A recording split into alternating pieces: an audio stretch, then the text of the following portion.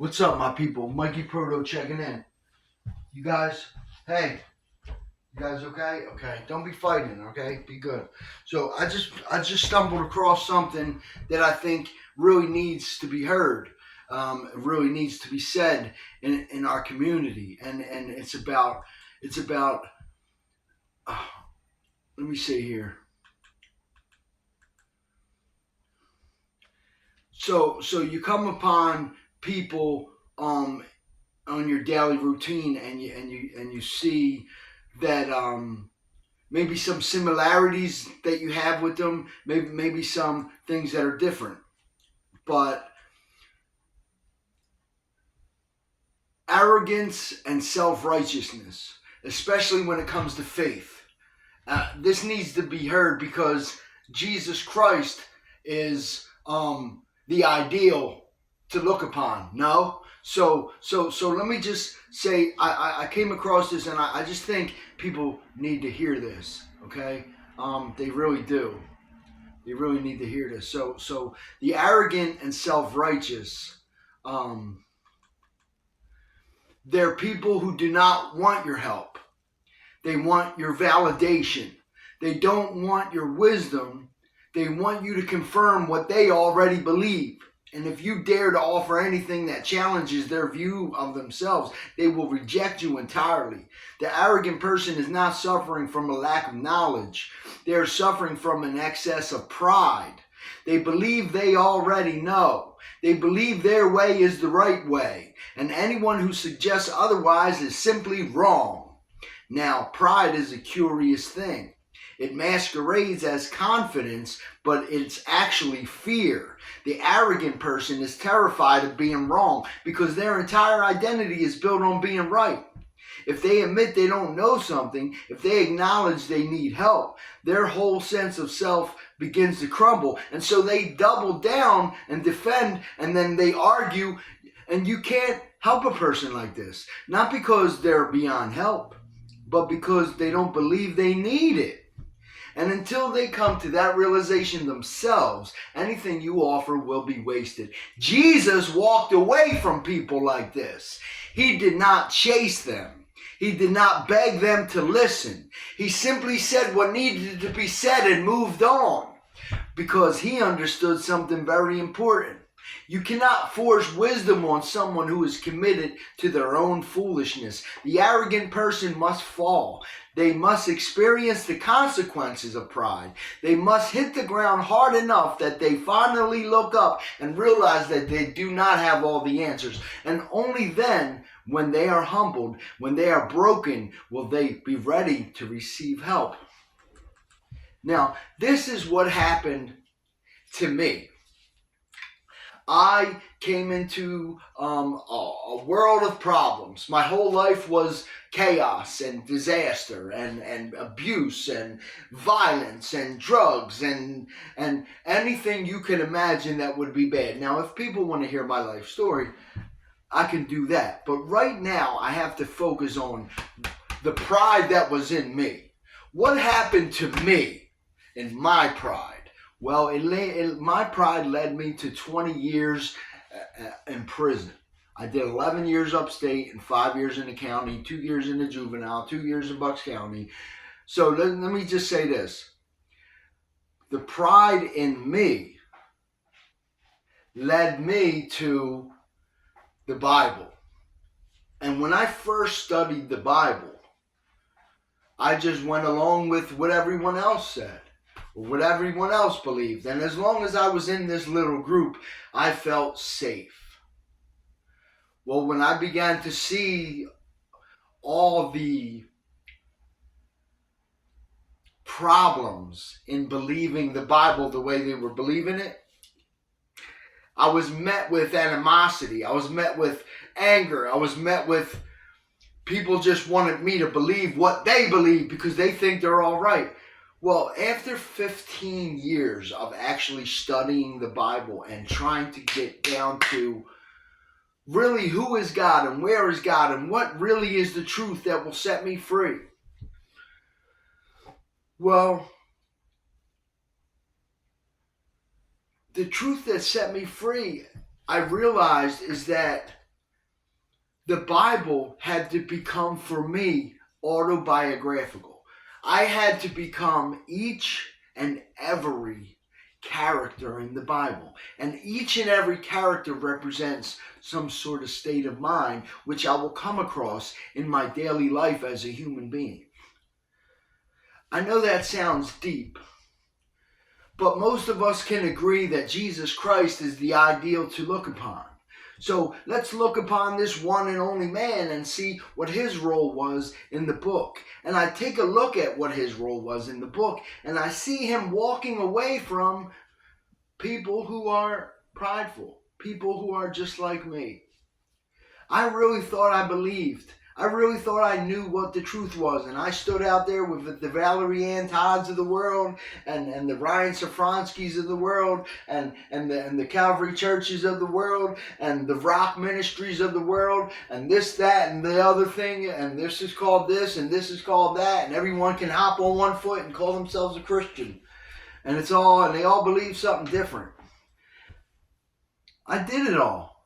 I stood out there and I believed. I believe. And it didn't do me no good. Because believe. The Bible ain't about believe. Believe hard. Squeeze your eyes and believe real hard. I believe. It's not like believe. And like believing is a more calm thing. It's more serene. It's more.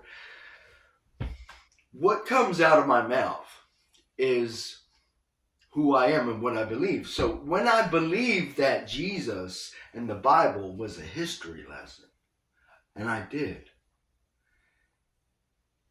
it was always a dead end. It was always a road that led nowhere. It was always believe, and nothing ever changed.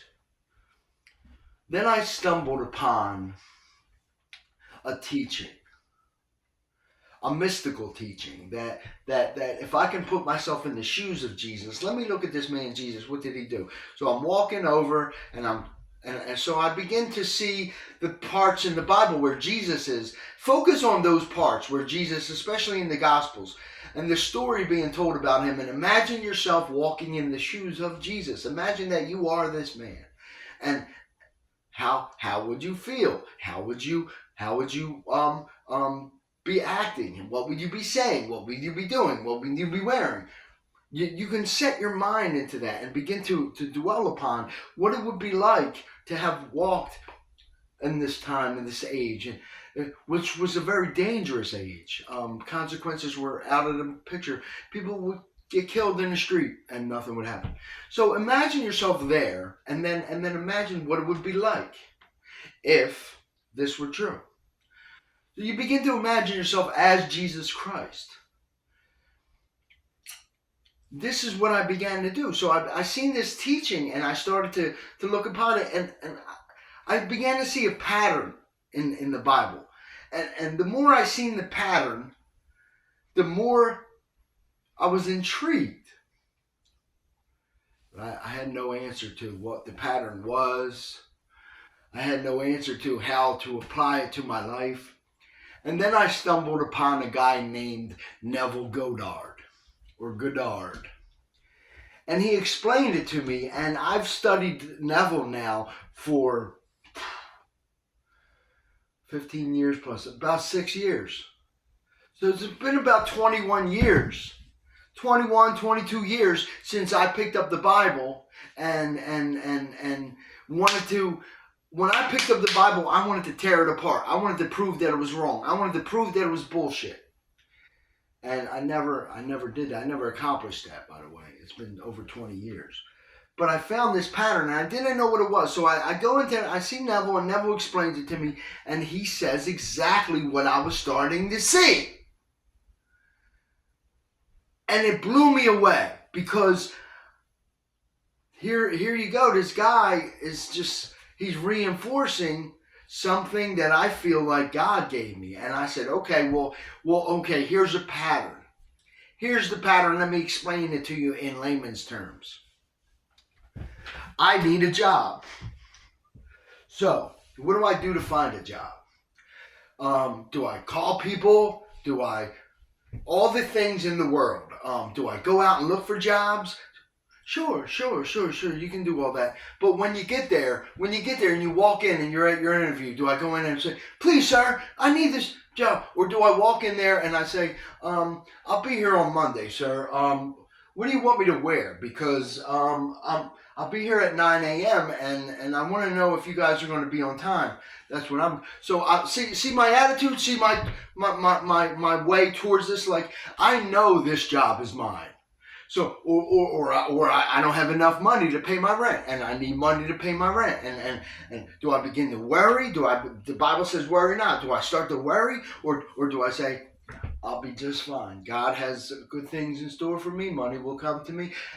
But could I persuade myself to be fully convinced in this faith? See, because if I truly believe, all things are possible to him who believes.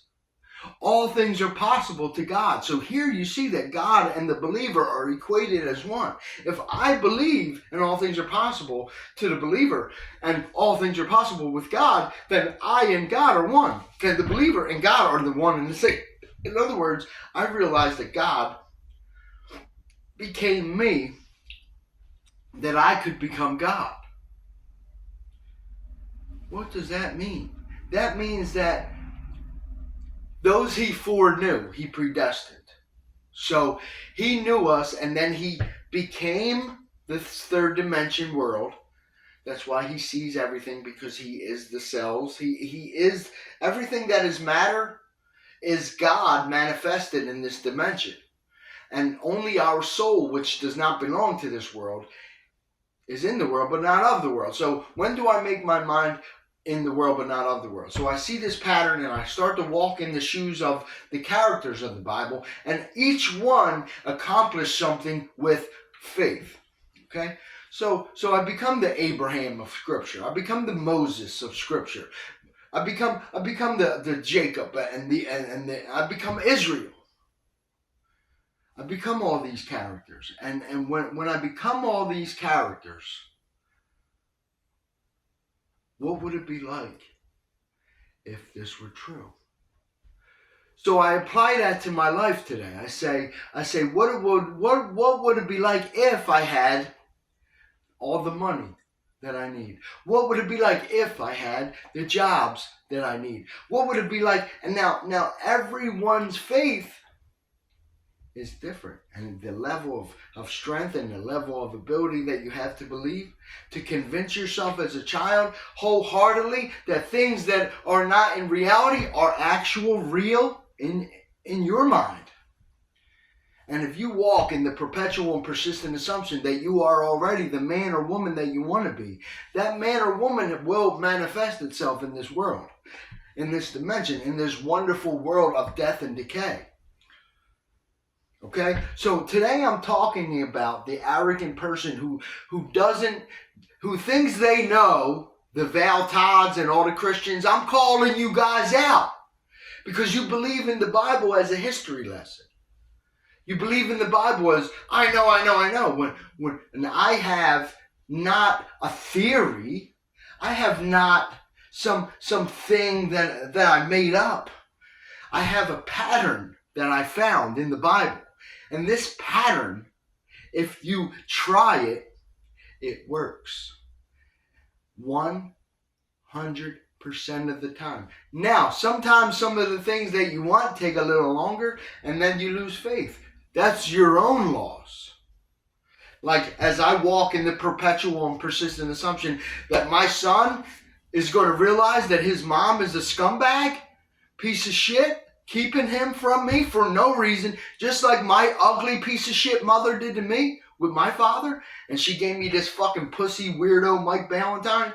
He got molested at fucking at the home. He got molested at the home in Hershey, and then he fucking grew up and stole himself a son and changed his name and made him call like he's a fucking weirdo, dude. This dude Mike Valentine, and now my son's got a race eater in his life who's homeless with nowhere to go, so he lives with a Section 8 ex-crack whore, and he's trying to act like he's my kid's stepdad or something.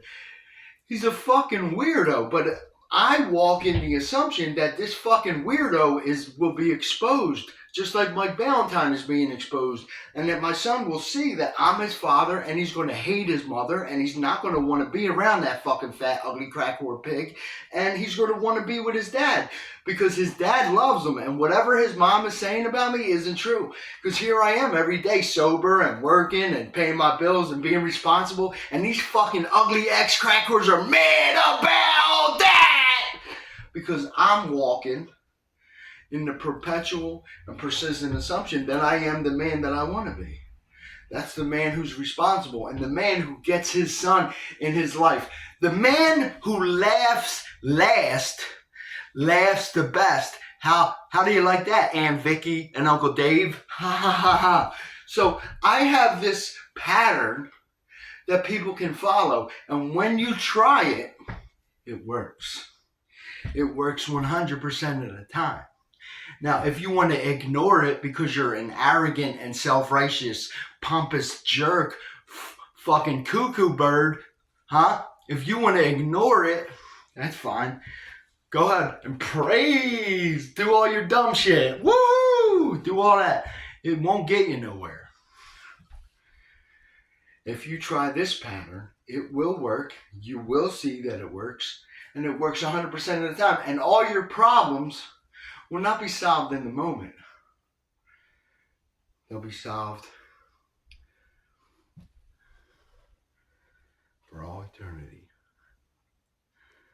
Because today I walk in the perpetual and persistent assumption that I am already Gary's father. I am already the man who's going to tell this judge to suck my dick. Gary's my son, and crack whore, ex-crack whore, Jennifer McCrink, is going to have her son hate her. Her son's going to want to be with his dad because he's not a fucking idiot. But his mom is.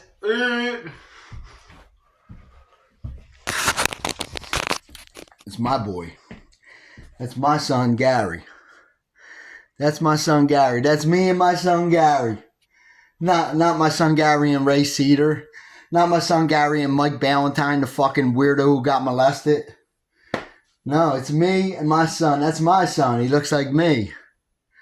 And my son's going to know. And I walk in that assumption. So when arrogant people come into your life, you can't let them have any control. So today I found a pattern in the Bible that I try and test it. And there'll be people out there who think because of the way I talk that what I say isn't true. They'll think because of my attitude that what I say isn't true. They'll think whatever the fuck they think, but their interpretation of the Bible is bullshit. All the woo-hoos of the world can't make Jesus Christ have lived 2,000 years ago. He didn't. Jesus Christ did not live 2,000 years ago. Jesus Christ lives every day for all eternity. Okay? The Bible is not secular history. It's eternal history. It's divine history. It's history that happens ongoing, forever, perpetually. It's a parable that is unfolding every day in this world. A parable. A lasting parable. A live parable. That the parable of the fig tree, the parable of the prodigal son, the parable of whatever parable you read, they're all one and the same with one message. And that one message is that. Now listen to me nice. Listen to me here. Whatsoever ye desire, believe that you have received it, and you will. You understand what kind of faith this is? It's the faith of a child. Believe that you have received it, and you will. This is the one and only promise in the Bible. That whatever you desire will be yours if you believe it. It's the one and only. I know all these Bible scholars out here, they think they all know what they're talking about. They think they know what they're saying. They pick up a Bible and they just start talking, and they think because they're holding a Bible that they sound intelligent, but they sound like fucking idiots because they just say all this dumb shit that don't make any sense. Stand on one foot and stick your finger in your ass and all this weird shit. Light a candle and fucking... Come on. Today, the simplicity of the message is this. Whatever I want can be mine. Whatever I want can be mine. How? Simply by believing in it.